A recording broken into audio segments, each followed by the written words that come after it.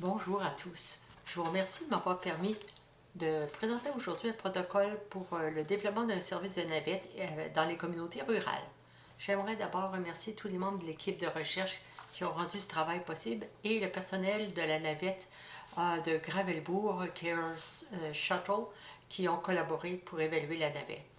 Au cours des 15 prochaines minutes, je vais aborder les objectifs énumérés ici, donner de l'information sur la raison pour lequel on a développé ce Gravelbourg Cares Shuttle Service, examiner le service et aussi bâtir la capacité d'évaluation. En Saskatchewan, 30% des résidents vivent en milieu rural et dans ces communautés, il y a des taux élevés de personnes âgées atteintes de maladies chroniques comme la déficience cognitive, démence, qui peuvent affecter la capacité de conduire et mener à la cessation de conduire. Ça peut entraîner une restriction des activités sociales et une diminution de contact, l'isolement et aussi une réduction de la qualité de vie, comme le fait de souffrir de dépression. Ces problèmes peuvent s'accentuer dans les communautés où il n'existe pas d'option de transport autre. Récemment, une étude a montré que plus de 50% des communautés rurales en Saskatchewan n'avaient pas la moindre option de transport. De plus, les services de transport qui ont fonctionné dans ces communautés sont maintenant fermés. Parmi ces services, on peut citer la compagnie de transport de la Saskatchewan, le service d'autocar Greyhound. De plus, les jeunes membres de famille ont tendance à déménager en milieu urbain. Ils ont donc sont moins à même de soutenir leurs proches qui ne conduisent plus, peut-être, mais qui ont besoin d'aide pour faire leurs courses et se rendre à leurs rendez-vous. Toutes ces difficultés peuvent empêcher dans l'ensemble les résidents d'accéder aux services de santé essentiels. Pour résoudre ce problème, en 2019, la communauté rurale de Gravelbourg a lancé et développé le service de navette Gravelbourg Cares Shuttle Service, un service de transport communautaire bénévole qui permet aux résidents de se déplacer et d'accéder aux soins de santé. Le personnel bénévole comprenait 2 directeurs, des répartiteurs, 6 chauffeurs, un comptable, un avocat, et pour mettre le service de navette en service, ils ont recueilli des fonds et suffisamment d'argent pour acheter une camionnette accessible et enregistrer le service en tant qu'organisation caritative. À l'origine, le service de navette devait assurer le service porte-à-porte pour les résidents de Gravelbourg. Elle faisait 2 voyages par semaine, l'un à Moose Jaw et l'autre à Regina. Idéalement, les médecins de Moose Jaw et Regina acceptaient de voir les résidents les jours de fonctionnement de la navette et ceux qui utilisent la navette faisaient des dons à leur discrétion, ce qui permettait de financer le coût annuel permanent comme l'administration, l'assurance, l'essence, le stationnement et les frais d'entretien. Le service, donc, est le premier du genre en Saskatchewan. Il faut l'évaluer au complet. Nous posons ces questions clés. Le service de navette fonctionne-t-il comme prévu? Est-ce qu'il est viable à long terme? Et peut-il être étendu à d'autres communautés ayant d'autres besoins en matière de transport? En outre, les utilisateurs du service de navette bénéficient-ils d'une interaction sociale et d'un engagement communautaire accru après avoir utilisé le service? L'évaluation comprend 3 objectifs.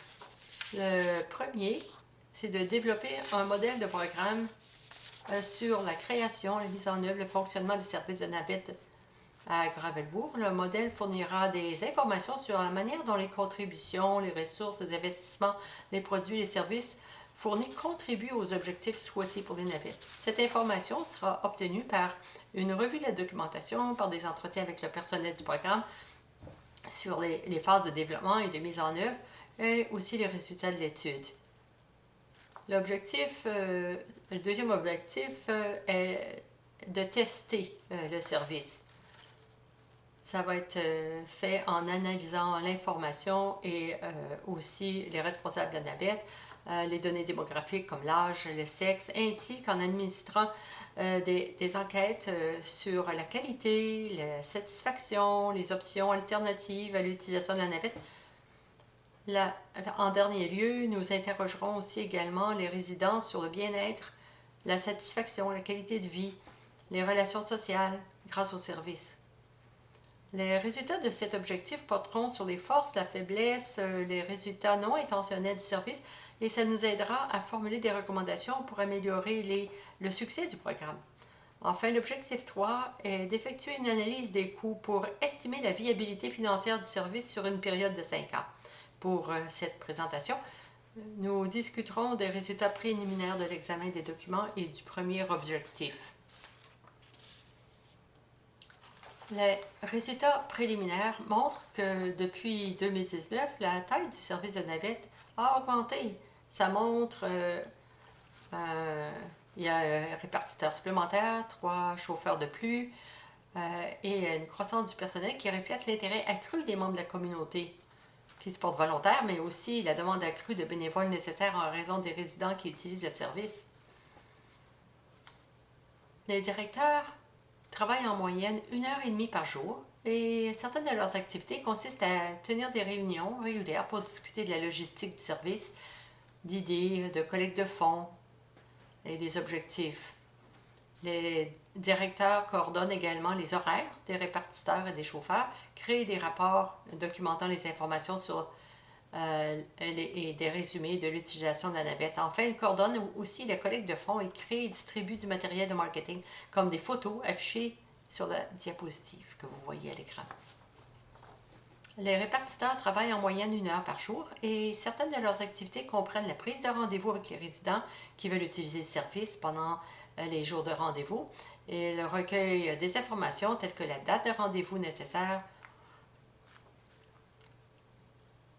l'adresse où on doit les cueillir, où ils doivent aller, s'ils ont besoin d'aide pour monter ou descendre de la navette, s'ils ont un compagnon ou un enfant qui voyage avec eux.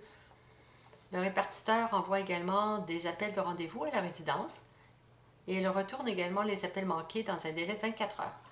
Les chauffeurs travaillent sur la base de leur déplacement. Donc, en moyenne, ils travaillent environ 6 heures pour chaque voyage.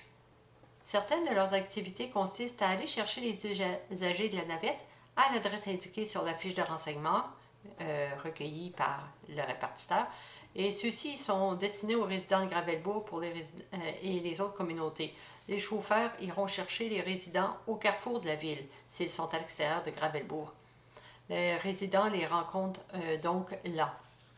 Les chauffeurs transportent les gens jusqu'à destination et sont responsables de l'entretien de la navette. De juin à décembre 2019, 55 personnes ont utilisé la navette et elle a fait 35 déplacements. Ça fait donc une moyenne d'un ou deux personnes par voyage. 40 ou 73% des gens ont utilisé la navette pour du transport pour un rendez-vous médical, alors que 15 à 27% en ont utilisé pour des raisons de bien-être, déplacements, etc. Événements sociaux. En 2020, la navette a fonctionné à plein temps pendant 8 mois. Le service a fonctionné pendant 2 semaines en mars, puis a fermé en raison des restrictions liées à la pandémie jusqu'au milieu de juin, ce qui vous permet de constater ici une différence dans le nombre d'utilisateurs. Pendant ces mois, dans l'ensemble, 106 résidents ont pris la navette. Il y a eu 48 trajets, ce qui fait une moyenne de 1 à 2 usagers par trajet. 94 ou 89% utilisent la navette pour les transports pour des raisons médicales. À partir de juin 2020, le nombre de voyages de raisons de bien-être est affecté par le fait qu'après le rétablissement du service en juin, la navette a été utilisée uniquement pour le transport pour des rendez-vous médicaux. Entre janvier et juillet 2021, la navette a fonctionné à plein temps pendant 7 mois, comme en 2020. Le service a été affecté par des restrictions liées à la pandémie de la COVID-19 et de mars à juin. Donc, en tout, 53 résidents ont pris la navette et ils étaient tous des passagers. Et 100% des usagers l'utilisent pour des transports médicaux.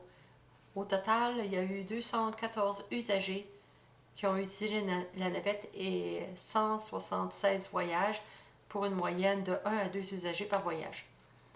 187 ou 87% des usagers ont utilisé la navette pour des transports médicaux, tandis que 27 ou 13% l'ont utilisé pour des voyages de bien-être personnel. Comme vous le voyez sur la ligne verte, la plupart de ceux qui utilisent la navette habitent à Gravelbourg. Il y a des résidents qui résident dans d'autres communautés, ce qui montre qu'il y a un besoin pour les services de navette dans d'autres communautés rurales de la Saskatchewan. Sur les barres jaunes, la plupart des résidents qui prennent la navette vont à Moose Jaw ou Regina. Mais encore une fois, certains ont pris la navette vers d'autres endroits en Saskatchewan. Certains des objectifs opérationnels pour poursuivre, pour recevoir le soutien du gouvernement, il faut montrer que les résultats ont été atteints.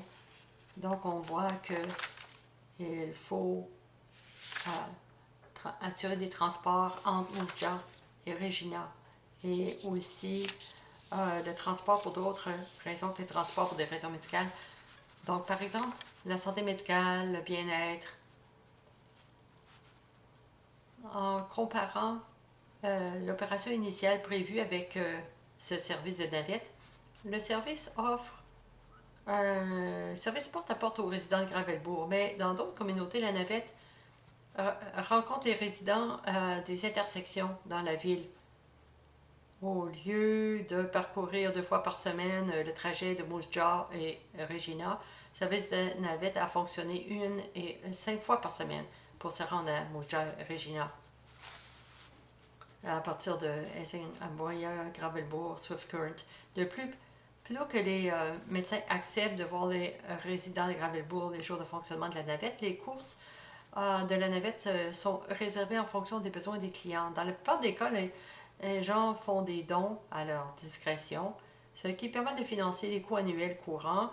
Cependant, certains trajets programmés comme les déplacements lents entre 2 régions sont soumis à des frais fixes. Pour résumer la séance d'aujourd'hui, le service de navette de Gravelbourg, Gravelbourg Cares Shuttle, a été développé pour répondre à la préoccupation d'un nombre limité d'options alternatives pour le transport pour les communautés rurales de la Saskatchewan. Donc, grâce à l'initiative de groupes de bénévoles de Gravelbourg et à la vision destinée à fournir aux résidents un service de transport pour se déplacer vers Regina pour accéder aux services de soins de santé, un résultat donc préliminaire de l'étude montre que l'exploitation de la navette exige un engagement de bénévoles quotidien pour des directeurs, répartiteurs, chauffeurs, ainsi qu'une planification et une gestion régulière pour discuter, réviser, adapter les objectifs prévus. Notre évaluation du service de navette comprendra l'élaboration d'un modèle programme par la mise à jour de l'étude documentaire pour l'ensemble de l'année 2021 et des entretiens avec le personnel du programme sur les phases de développement et de mise en œuvre du service. Si le service fonctionne comme prévu, en analysant les données démographiques et en explorant les perceptions des résidents sur la satisfaction de la qualité, ça se traduira par des relations, comme je disais, des relations sociales. Merci beaucoup.